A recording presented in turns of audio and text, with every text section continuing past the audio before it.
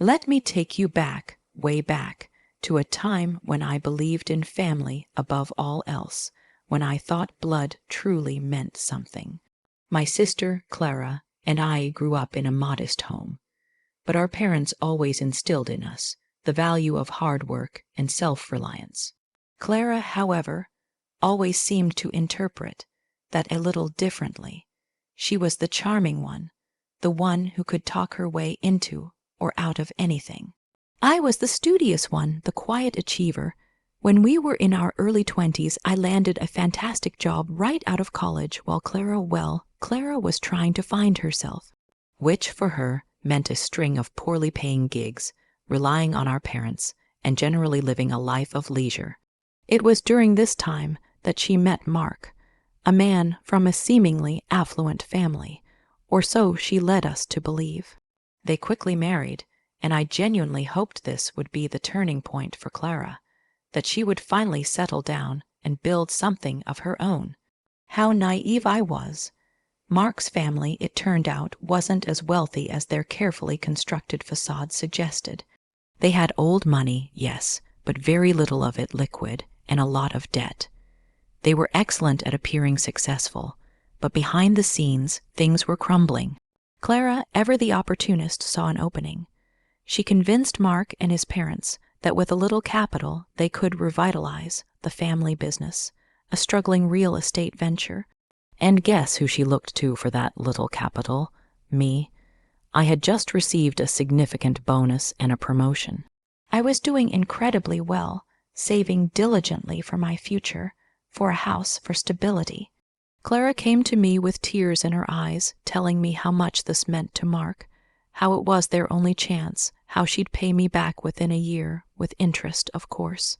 She painted a picture of mutual success, of how her rising tide would lift all our boats. I loved my sister. I wanted to see her happy, truly happy, for the first time in her life. So, against my better judgment, against every financial advisor's warning, I gave her a substantial loan. It was a 5-figure sum, nearly all my savings at the time. A year passed, no repayment, 2 years. Nothing. Every time I brought it up, it was a new excuse. Market downturns, unexpected expenses.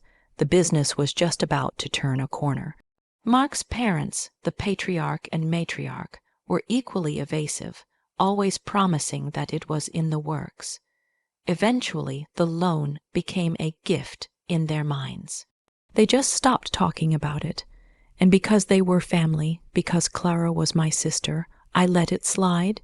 I told myself it was for her happiness. I started fresh with my savings, working even harder, telling myself it was a one-time thing. But it wasn't. A few years later, Clara and Mark had their first child, little Leo, and suddenly there were more unexpected expenses. The family business, which was supposedly thriving, never seemed to generate enough profit to cover their extravagant lifestyle. They lived in a beautiful house, drove luxury cars, sent Leo to an exclusive private school, all while constantly complaining about being cash poor. It became a pattern. There would be a crisis, a sudden home repair, a medical bill, a chance to invest in a can't miss opportunity, and Clara would call. Not to ask for money directly, not usually.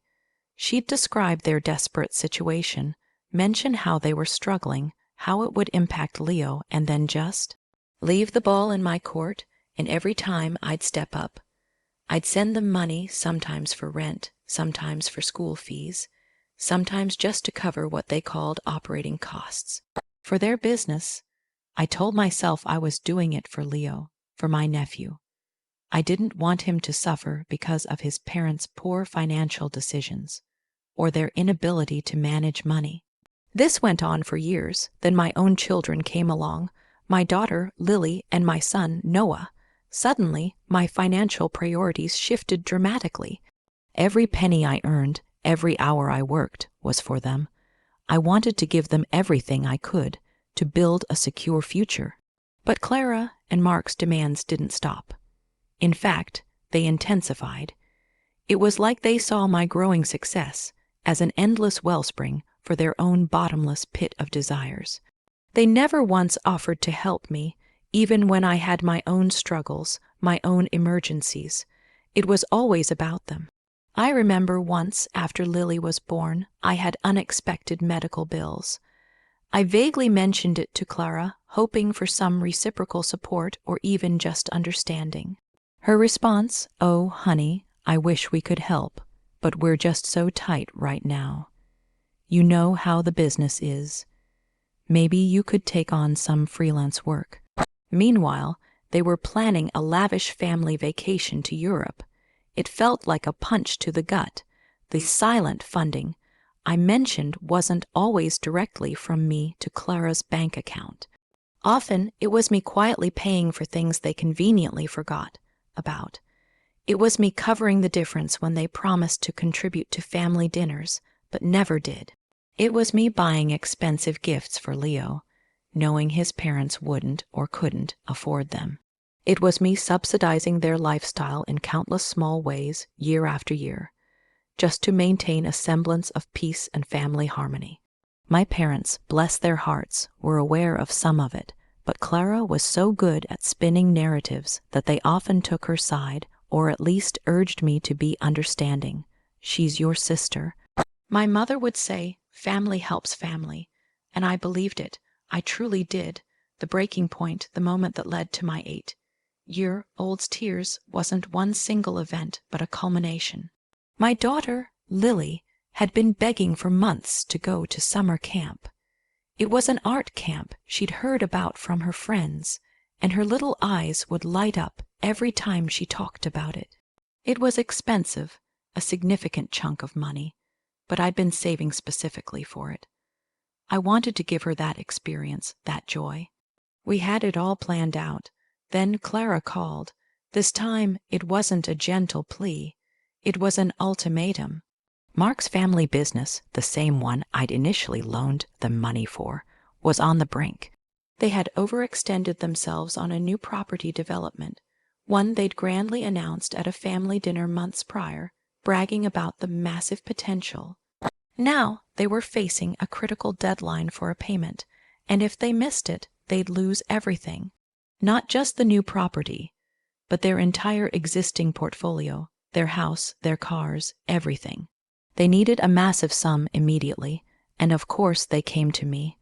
Clara was frantic, bordering on hysterical. She invoked Leo again, saying he'd be homeless, that their entire family legacy would be destroyed. Mark's parents even called, which was unusual, appealing to my sense of family responsibility. They didn't even pretend it was a loan this time. It was a demand, a desperate, entitled demand. I looked at Lily, excitedly drawing pictures of what she'd create at art camp, and then I looked at my phone at Clara's insistent calls. I knew deep down that if I gave them this money, Lily's camp would be impossible. My savings were finite, and this was an enormous sum they were asking for. It wasn't a matter of cutting back for a few weeks. It was a fundamental choice between my child's happiness and their self-inflicted financial disaster. And that's when it hit me, truly hit me, how utterly selfish they were. They hadn't thought twice about impacting my family, my children, with their constant neediness. I told Clara I couldn't. I explained calmly about Lily's camp, about my own financial commitments. I wasn't cold, I wasn't angry, just firm. And that's when the true colors came out. Clara exploded. She accused me of being selfish, of abandoning my family, of caring more about some silly camp than about her and Mark losing everything. She brought up every favor I'd ever done for them, twisting it into an obligation, a debt I owed them. She reminded me of how much she'd supported me emotionally when I was younger, trivializing my accomplishments. Mark even got on the phone and tried to intimidate me, talking about how family takes care of family, and implying I was letting them down. The conversation ended with Clara screaming that I was no sister of hers and hanging up. That night, Lily overheard me talking to my husband about the situation. She didn't understand the financial intricacies, but she understood the tone, the stress. And she understood that her camp, her dream, might be in jeopardy. She came to me, her little face crumpled, asking if she was going to miss out. And that's when the tears started. Not just hers, but mine too, silently falling as I held her. Her small, innocent body shaking with fear, and me, feeling like I had failed her because of the endless demands of my own sister. Her tears, wet on my shoulder, became a catalyst. It was a moment of absolute clarity. My children, my family, my peace of mind, they came first. Always, so that's the situation I was in, and I had to make a choice that would either perpetuate years of silent sacrifice or finally, irrevocably, sever the financial ties that had bound me to their chaos. Before I tell you what happened next, I want you to pause and comment below what you would have done in my shoes. Would you have caved, given them the money, and let your own child down, all for the sake of family? Or would you have drawn a hard line, knowing the monumental fallout it would cause? I'm genuinely curious to hear your thoughts. The next morning, after a sleepless night holding Lily, comforting her until her sobs turned to quiet sniffles, I woke up with a resolve I hadn't felt in years. I calmly opened my banking app. I found the option for recurring transfers, for the various little subsidies I still provided, the automatic payments for things they conveniently forgot. And one by one, with a steady hand, I clicked, cancel, cancel, cancel, every single financial tie, every safety net I had unknowingly become for them was cut. It wasn't just about the current crisis. It was about ending the entire system. 15 years of silent funding, gone with a few taps on a screen. I then sent Clara and Mark a single, concise email. No emotion, no explanation, just a statement.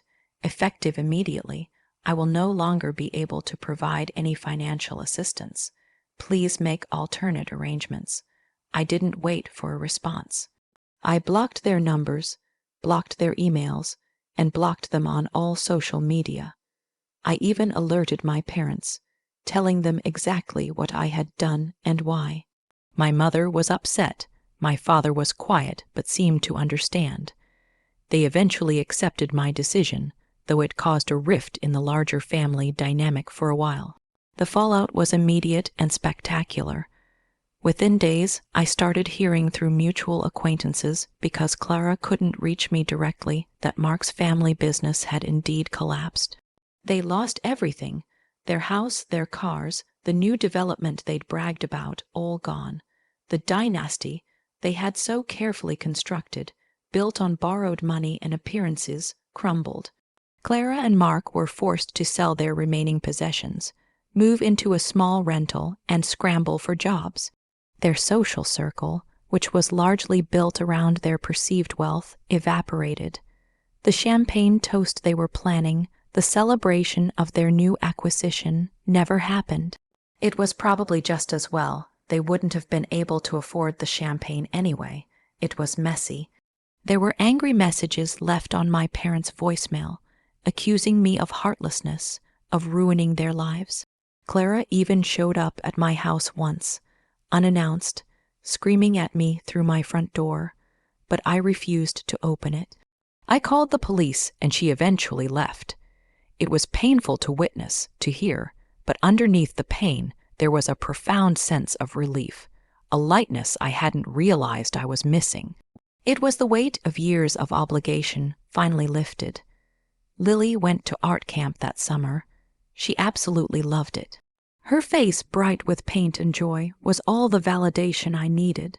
My son, Noah, flourished in his own activities, and my husband and I felt a renewed sense of security, knowing that our hard-earned money was finally truly for us and for our children.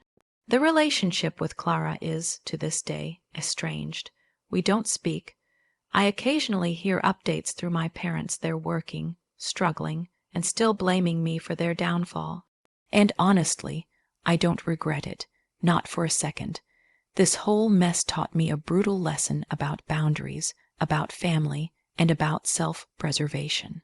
Sometimes the hardest decisions are the ones that ultimately save you. So, like this video, if you were on my side, if you think I made the right call in cutting off the supply and letting their dynasty crumble, subscribe for more stories like this, because I have a feeling there are plenty more lessons to be learned. And please, share your final thoughts on this whole mess in the comments section below. I'll see you all in the next story.